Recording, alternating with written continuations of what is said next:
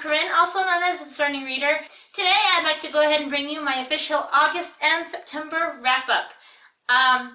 I did not ever film an August wrap-up during the month of September, and now October is almost over, and I feel really bad because I showed you guys all these awesome books I was going to read, and then I never actually talked about them ever again on my channel. So I'm going to go ahead and show you guys all of the books I've read these past few months. And you can also look forward to my October wrap-up, which should be coming in about 2 more weeks. So I'm just going to go through them one by one. I'm not going to talk too much in detail about them because there are a lot of them. These are all the books I read in August, starting with Harry Potter and the Goblet of Fire, which was a reread. When I read this for the first time, I was like 9 or 10 years old, so I didn't actually have a rating for it. Then when I reread it as an older person and rated on Goodreads, I gave it 4 stars, and it is still a 4-star read. Next up, we have Real Mermaids Don't Wear Toe Rings. This was a YA tween book about a 14-year-old girl who discovers that her mother was a mermaid, and she is a mermaid as well, and she never realized it before because her mermaid tail didn't start appearing until she hit puberty. And I find that kind of questionable. I think I have a review for it. I will link it down below in the description if I have one. This was supposed to be plus size representation, but I couldn't really get behind that because it's only mentioned once throughout the entire book and never again. And if she's really plus size, she wouldn't be getting her first period at 14. Girls who are heavier get their periods earlier in life, so she'd be getting her period around 10 or 11. Next up, we have How to Speak Dolphin. This one I also have unhauled since reading it, so I'll just put the cover here. This one was probably my least favorite book of the entire year, probably, except for one other I will talk about later. But I give it 1 star. I read it because it was supposed to have good representation for autism, but it was the exact opposite. It had bad representation for autism. Speaking as an autistic person myself, it has bad representation for autism. Do not read this book. Do not go look it up. Don't just take my word for it. Bad representation. Next up on the list we have Mermaids, the Myths, Legends, and Lore by Skye Alexander. This is a collection of mermaid tales from various cultures, and this author has simply compiled them all into one little handy book.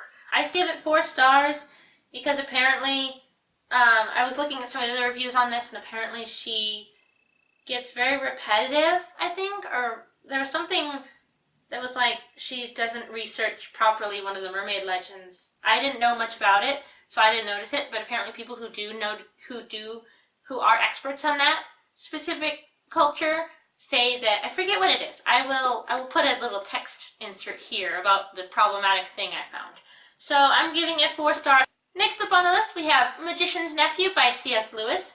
In August I started reading the Chronicles of Narnia series for the very first time, and so far I've been really enjoying myself. As of right now, I have read up to book number 5, The Voyage of the Dawn Treader. I've been reading them in chronological order rather than publication order. Usually they're arranged in publication order, but I've been reading them in chronological order. So this was number 1 because it is a story about how Narnia was formed before the 4 kids got there and became kings and queens of Narnia. I gave it 4 stars and I really enjoyed it. Next up we have Two Quarter Queen by H.L. Burke. This one unfortunately was not a 5-star as I thought it was going to be. It only ended up being 4 stars. I am a big fan of H.L. Burke, and I've read other books of hers before, and with other books I've squeezed the hell out of the romance that she writes. I'm like, oh my goodness, the romance is so cute, oh my gosh, and I've gotten all the feels. This one, I didn't get any feels from the romance. It felt really forced. It felt really what do you call it? It didn't feel natural and realistic, and I didn't really enjoy it very much. So I only could give it 4 stars. Also, the main male love interest calls his female love interest by a rather derogatory name. She asks him to stop, and he keeps calling her that, and I could not get behind that. Thank you very much. I can't believe I keep forgetting to mention this one, because I was so excited about it. I got this one as an ARC from the publisher, or no, not from the publisher, the author, and she offered me an ARC of her book to read, so I was like, sure, yeah, whatever. So I got this book in the mail, and I was drawn by the cover. This is Love Struck by Kate Watson. And it says on the back that it is a forbidden romance between a Cupid and her intended target. And I was all over that, but instead of actually being anything worthwhile to read, it was just 300 some pages of smut. And I didn't like it. I gave it 1 star, and I am definitely unhauling it. Next up, we have one of my favorites this year so far, Dragon Rider by Cornelia Funke. After the mess that was Love Struck, I stopped reading for like 5 or 6 days, which is really unusual for me.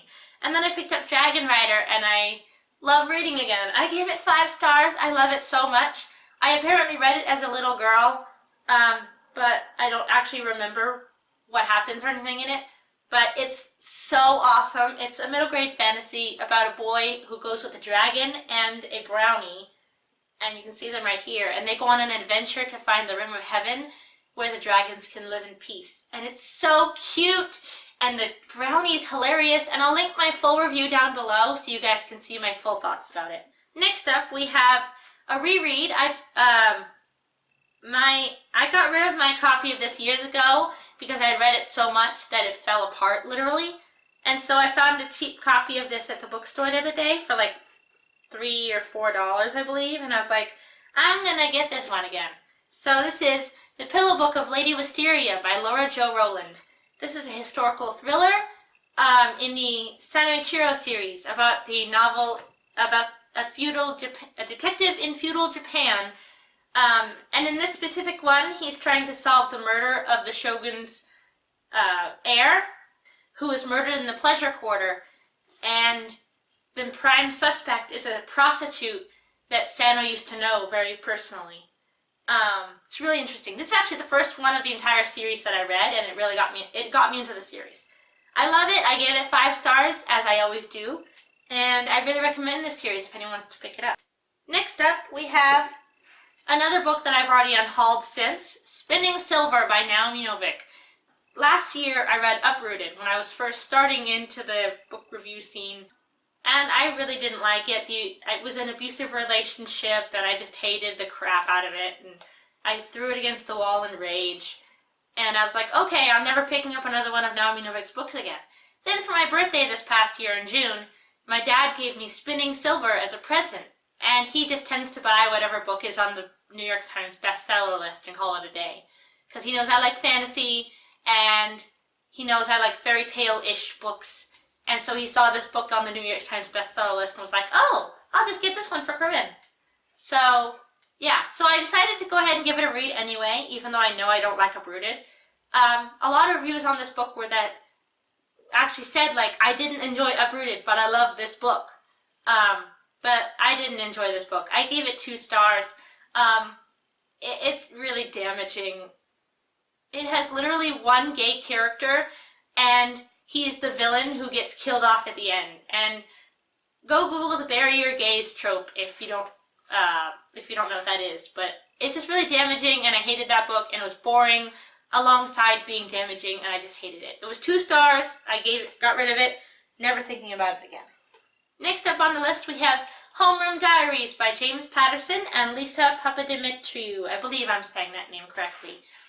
This one I found for like $1 on clearance at the bookstore, and I was expecting it just to be another one of those fluffy contemporaries, but it goes to some dark places. It goes to like a kid molesting the other girl in his class, and attempted suicide and death, and a bunch of dark subjects. And it's still really good. I mean, it deals with these dark subjects in a way that I think is really amazing. I still only gave it 4 stars, though, because of some characters. I just couldn't connect to any of the characters or anything. But I think the actual, like, dealing with the subjects aspect was really, really good. And this book has some really good, unique illustrations in it, too. Next up, we have The Lion, the Witch, and the Wardrobe by C.S. Lewis. This is the second book I read in the series, and it is my favorite book in the series so far. I gave it 5 stars. I really, really enjoyed this one. I am fairly certain I never actually read the book. I watched all the movies when I was a kid, but I never read the books. And I loved this one so much. It was so cute. it feels like it deserves its designation as a classic book. There you go. Next up, we have Harry Potter and the Order of the Phoenix by J.K. Rowling. This is another reread. I gave it 4 stars, and it's still 4 stars. Still a really enjoyable series. Next up is a book that I got from the library that I've already returned, so I don't have it anymore, but I'm buying my own copy of it at some point.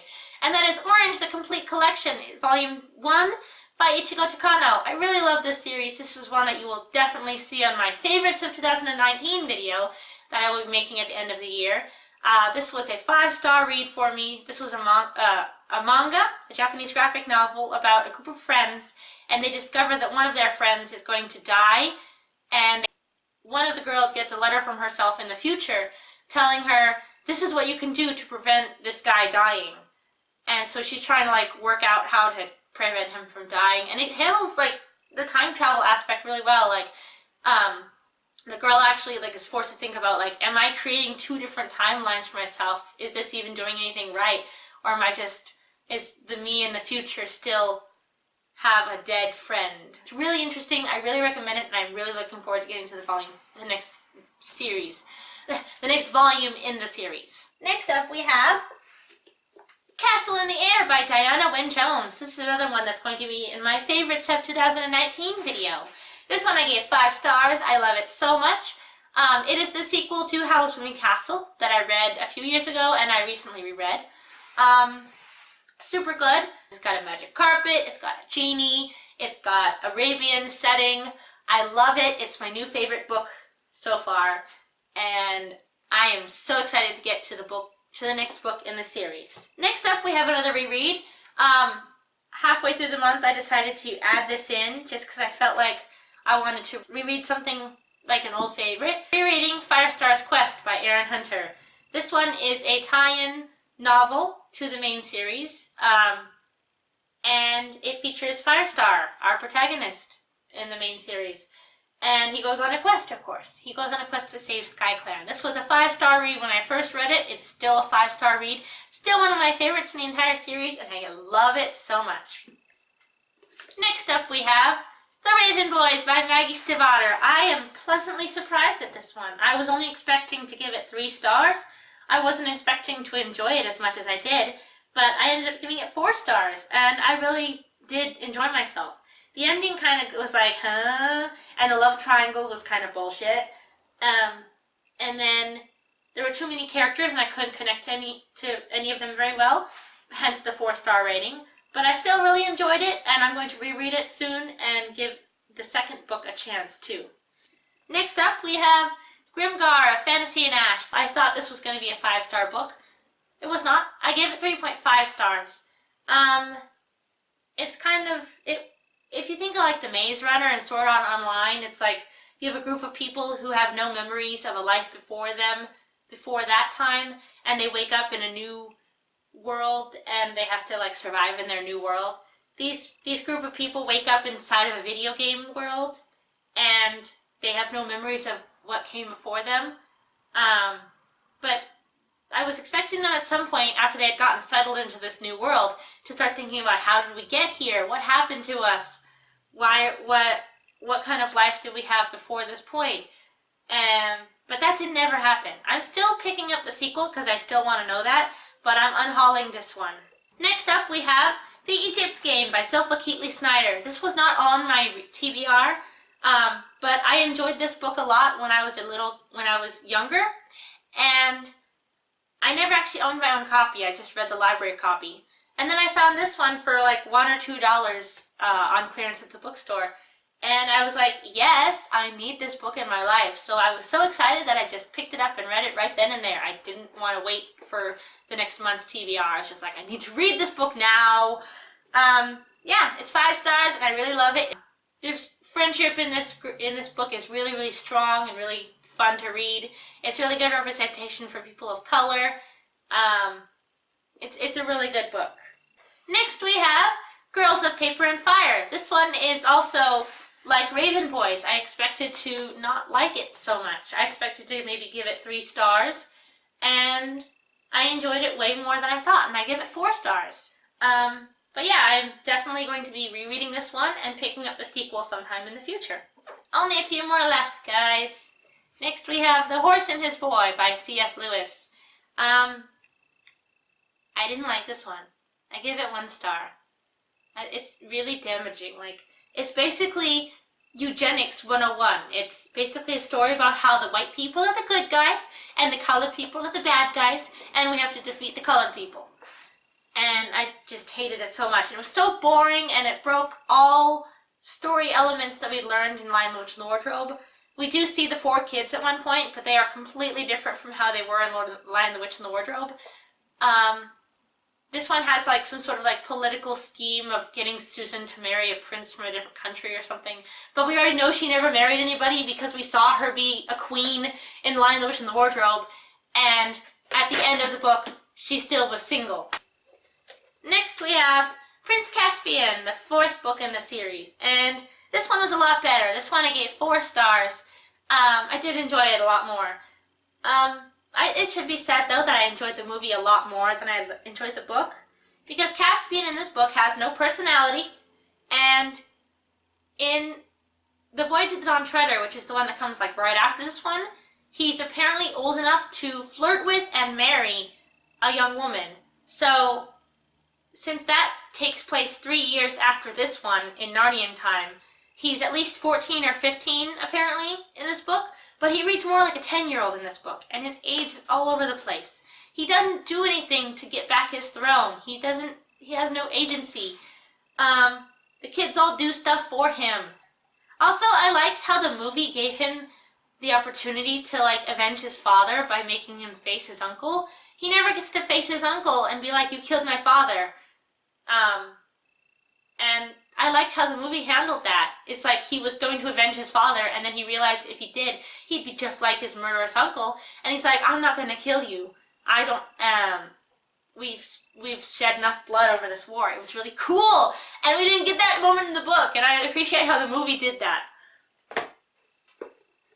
Last but not least, on this long, long list, we have Japan America, how Japanese anime infiltrated the U.S. Oops.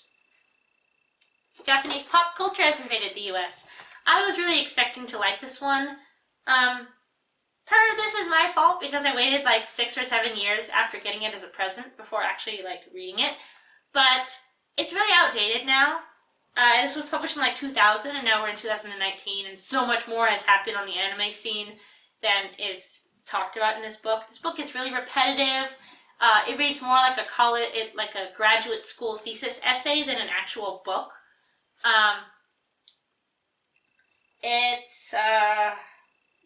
It's really repetitive and boring to read. You essentially can read like the first page of each chapter and understand like the main thesis of the chapter, and then just skip the rest of the chapter. That's kind of what I did. I just skipped the rest of the chapters, and I feel like I understand just about as much as if I had read the entire book. Alright, that was it. Thank you very much for watching. Leave a comment below telling me what you thought of each of these books. Also, be sure to check out my reviews. I will link them all in the description below for any that I have written. I make videos every Tuesday. I hope to see you next week. Make it a good week, and keep reading, everyone. Bye!